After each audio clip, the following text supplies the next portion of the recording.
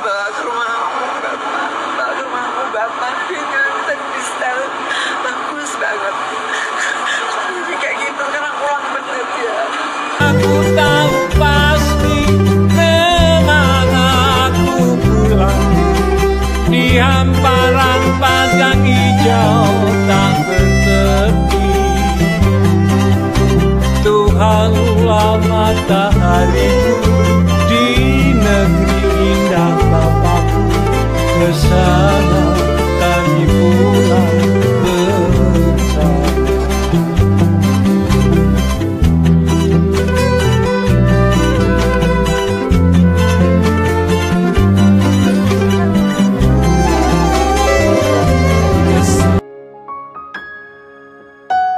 Petrus 1 ayat 17.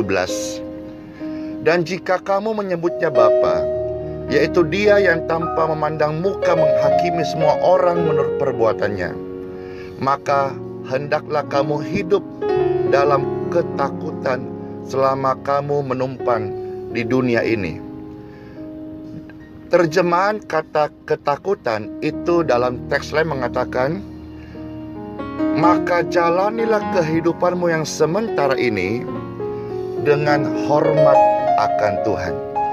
Hidup di dunia ini hanya sementara.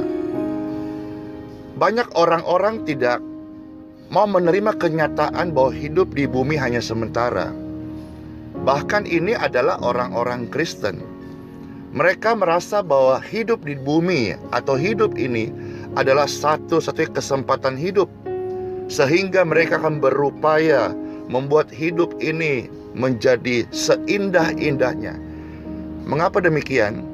Sebab ia merasa bahwa dunia ini adalah satu-satunya kesempatan untuk dinikmati senyaman-nyamannya. Orang yang tidak mau menerima bahwa hidup ini bukan satu-satunya kesempatan hidup akan berusaha bagaimana meraih sebanyak-banyaknya yang disediakan dunia untuk dinikmati dan dimiliki. Mereka-mereka ini tidak mau kehilangan kesempatan untuk menikmati dan memiliki segala kesenangan yang ada di bumi ini.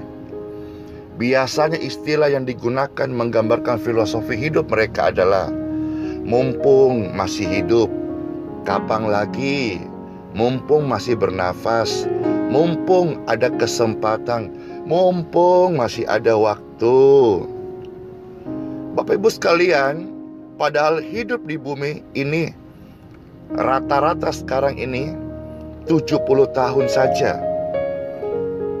Itulah sebabnya waktu ini seharusnya dijadikan kesempatan satu-satunya untuk persiapan menyongsong kehidupan yang sesungguhnya, yang akan diberikan oleh Tuhan kepada orang percaya setelah pengembaraan mereka atau musafir mereka meninggalkan bumi ini dan kembali kepada kehidupan yang sebenarnya. Jangan saudara selalu menunda untuk nanti baru berubah. Sekarang masih muda, nanti saja kalau sudah lebih tua baru untuk lebih mempersiapkan hidup kekal saya. Untuk berkemas-kemas kita perlu waktu Bapak Ibu sekalian. Saudara-saudara mau keluar kota saja butuh beberapa koper. Mau keluar negeri butuh lebih banyak koper dan butuh waktu lebih panjang untuk bersiap-siap berkemas-kemas. Nah, ini kita mau meninggalkan dunia ini, kita butuh waktu lebih lama mempersiapkan hati kita yang terparkir di dunia ini. Banyak di antara kita hari ini memarkir kebahagiaan kita di bumi ini. Dengan segala perayaan, dengan segala hidup, dengan segala lifestyle kita, kita menaruh kebahagiaan kita di bumi ini. Kita berpikir bahwa hidup di bumi ini adalah satu-satunya kesempatan kita hidup. Maka banyak orang tidak mempedulikan kehidupan di dunia yang lain yang sebetulnya itulah hidup yang sejati, yaitu hidup di belakang atau di balik kubur. Dan tujuan orang percaya adalah hidup, yaitu kehidupan soe, hidup di belakang langit biru sana. Tentu saja orang-orang yang tidak memikirkan hal ini, dan ini banyak orang-orang Kristen, saudara-saudaraku.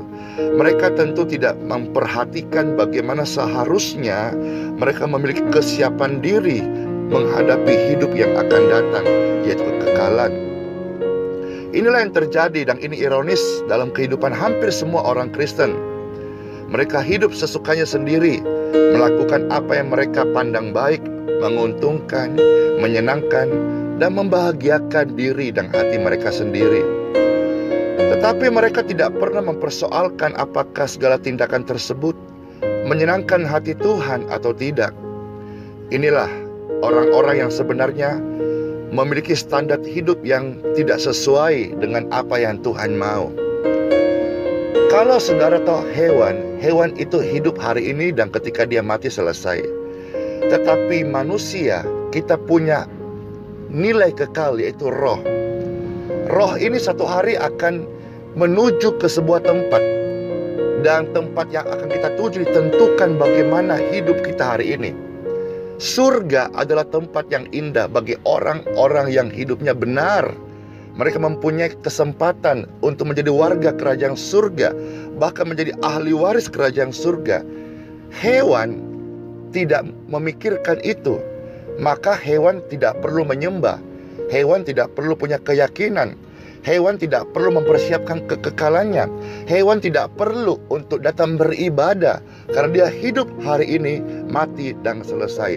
Tetapi manusia mempunyai nilai kekal.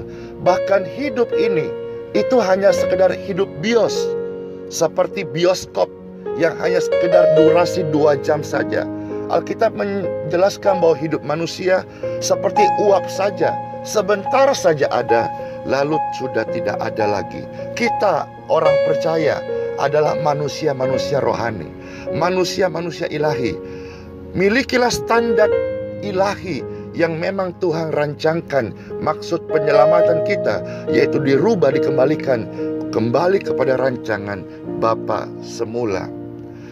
Bapak Ibu sekalian dalam Tuhan Yesus Kristus, orang yang tidak mau menerima kenyataan ini akan merasa bahwa hidup di bumi boleh suka-suka, boleh suka-suka apa yang mereka mau sendiri.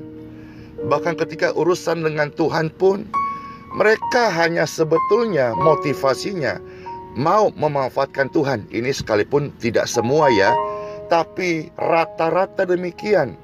Maksudnya memanfaatkan Tuhan adalah supaya mereka lebih bisa menikmati dunia ini, dapat menyelesaikan masalah-masalah mereka. Bapak Ibu sekalian dalam Tuhan, jangan selalu anggap masalah sebagai sebuah musibah. Masalah seringkali itu adalah proses untuk membentuk, mengikis karakter kita yang jahat, untuk merendahkan hati kita yang sombong. Tuhan Yesus seringkali juga menggunakan masalah untuk membuat kita menyelesaikan atau berperkara pada prinsip yang utama, yaitu kekekalan. Nah, saudara-saudara sekalian dalam Tuhan, banyak orang Kristen tidak mempersiapkan diri guna hidup kekalnya. Bila urusannya sama Tuhan, fokusnya hanya pemenuhan kebutuhan jasmani saja. Mereka urusan dengan Tuhan dengan harapan Tuhan mau memberi pertolongan kepada mereka atau jalan keluar bagi persoalan mereka. Mereka harus tahu bahwa seringkali kesulitan-kesulitan itu adalah sebuah jalan keluar dari masalah hidup yang mereka alami. Tapi sebagian banyak besar orang Kristen menganggap kesulitan hidup adalah masalah, padahal kesulitan hidup itu adalah sebuah wadah untuk membentuk karakter ilahi kita menjadi tekun dan tahan uji, sehingga hati kita tabah dan kita akhirnya mengerti ini adalah sebuah pelajaran rohani yang Tuhan berikan agar kita menjadi dewasa secara iman. Nah, sebagai analoginya, kalau saudara melihat atau pernah membaca, bangsa Israel dalam perjalanan dari Mesir ke Kanaan harus mengalami begitu banyak rintangan, banyak masalah dan beban. Hal tersebut diizinkan Tuhan agar melalui kenyataan hidup yang mereka alami, mereka menjadi dewasa. Orang dewasa yang percaya harus makin bertumbuh dewasa, berusaha menyenangkan hati Bapa di surga. Dan ketika orang dewasa rohani, fokus hidupnya pasti bukan dunia, pasti bukan kebutuhan jasmani semata-mata. Dia tahu untuk kebutuhan jasmaninya dia harus bekerja, dan seterusnya. Bukan hanya mujizat-mujizat kesembuhan. Dia tahu tanggung jawab hidup sehat, dia harus jaga pola makan, dia harus olahraga dan seterusnya. Tidak lagi bicara soal bagaimana dia makmur jasmani, tetapi orang Kristen dewasa adalah dia mau bagaimana hidupnya dalam keadaan hari-hari berkenan di hadapan Bapa. Dan proyeksi hidup orang Kristen yang benar adalah dia mau menjadi sempurna seperti Bapa dan serupa dengan Tuhan Yesus Kristus. Oleh sebab itu gereja tidak boleh hanya menjanjikan kepada jemaat tentang hal-hal pemenuhan jasmani, atau seakan-akan gereja jual jasa sebagai solusi untuk masalah hidup yang fana. Ini juga keliru, saudara-saudara. Harus kita meningkat maju, ya. Orang percaya harus dididik untuk menjadi dewasa secara rohani. Jangan sampai gereja hanya menjadi sebuah solusi untuk kebutuhan-kebutuhan jasmani dan tidak menginvestasi dengan nilai yang kekal. Ini menyesatkan jemaat Tuhan. Dan ingat, penyesat itu datang bukan dari orang luar gereja, tetapi kebanyakan justru hari-hari ini itu kalau ular-ular Lucifer itu tanpa sadar bisa terlilit di mimbar-mimbar gereja. Kalau dalam kitab Kejadian, ular Lucifer itu dia terlilit di batang pohon sebagai penipu untuk menghasut Adam dan Hawa.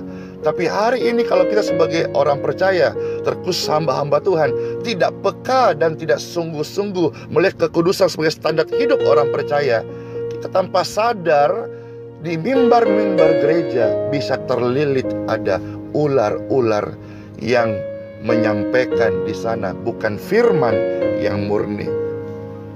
Jangan paksa Tuhan sibuk dengan urusan perut dan duniawi.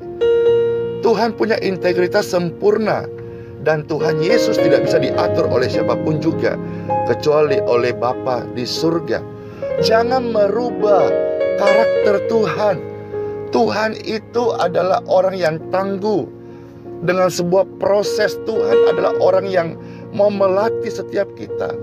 Contoh hari ini begitu banyak dengan kita menyampaikan lagu-lagu, statement-statement bahwa seolah-olah kita ikut Tuhan pasti menang. Padahal ingat rasul-rasul, mereka ketika mati dirajam seperti Stefanus, Tuhan itu tidak turun dengan bala tentara malaikatnya loh. Tuhan melihat dari surga dan memberi apresiasi. Dan Tuhan tahu, ya itulah hidupmu yang sementara. Tapi nanti bagi orang yang percaya Tuhan sungguh-sungguh, iman yang sejati, mereka akan memperoleh kebahagiaan di belakang langit biru. Ada mahkota surgawi. Jangan rusak kaidahnya Tuhan Yesus. Seolah-olah ketika kita ikut Tuhan pasti berhasil, pasti sukses. Buktinya saudara-saudara, Lazarus dia meninggal dalam keadaan miskin tapi beriman. Kalau zaman now sekarang, orang Kristen miskin mungkin akan dihakimi dan berkata dia tidak benar, mungkin kena kutuk. Oh, belum tentu saudara-saudara.